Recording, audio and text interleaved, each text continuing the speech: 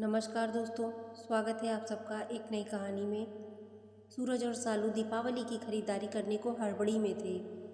पति ने पत्नी से कहा, जल्दी करो, मेरे पास टाइम नहीं है। यह कहकर कमरे से बाहर निकल गया। तभी बाहर लॉन में बैठी माँ उस पर उनकी नज़र पड़ी। कुछ सोचते हुए वापस कमरे में आए और अपनी पत्नी से बोला, सालू, तुमने माँ से पूछा कि उन्हें दिवाली पर क्या चाहिए? शालिनी बोली, नहीं पूछा। अब उनको इस उम्र में क्या चाहिए होगा यार? 2 वक्त की रोटी और 2 जोड़ी कपड़े, इसमें पूछने वाली क्या बात है?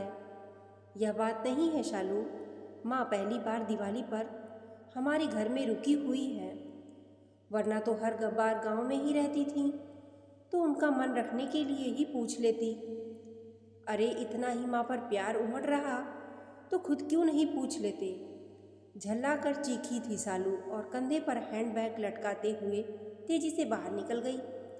सूरज माँ के पास जाकर बोला, माँ, हम लोग दिवाली की खरीदारी के लिए बाजार जा रहे हैं, आपको कुछ चाहिए?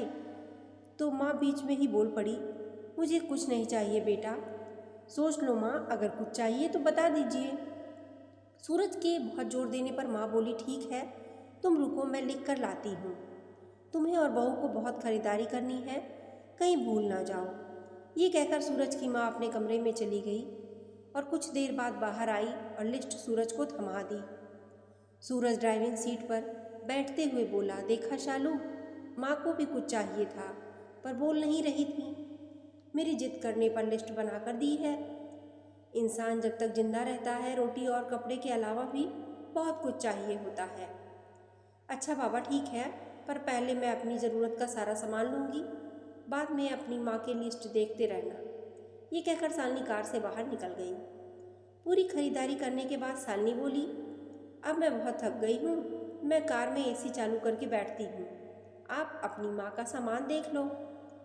अरे शालू, तुम भी रुको, फिर साथ चलते हैं, मुझे भी जल्दी है, देखता हूँ माँ ने इस दिवाली पर क्या मंगाया है।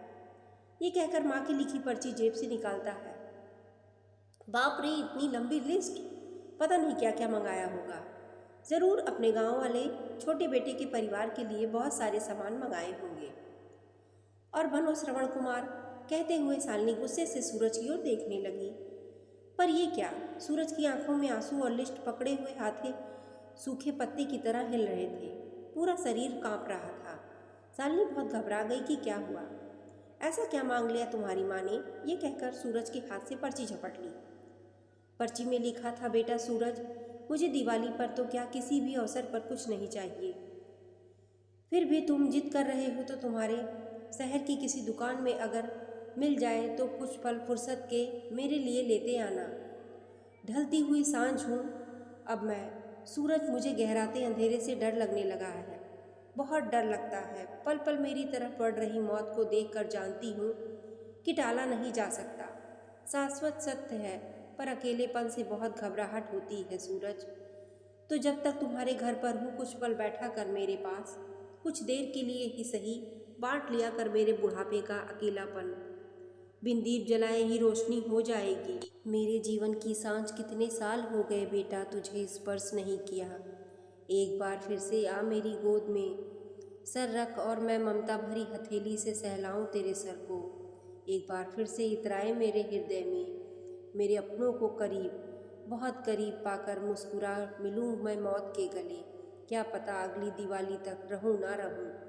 पर्ची की आखिरी लाइन पढ़ते पढ़ते शालिनी फफक फफक कर रो पड़ी। ऐसे होती है माँ। दोस्तों, आपको कहानी कैसी लगी? कमेंट में अपनी राय जरूर शेयर करें। धन्यवाद।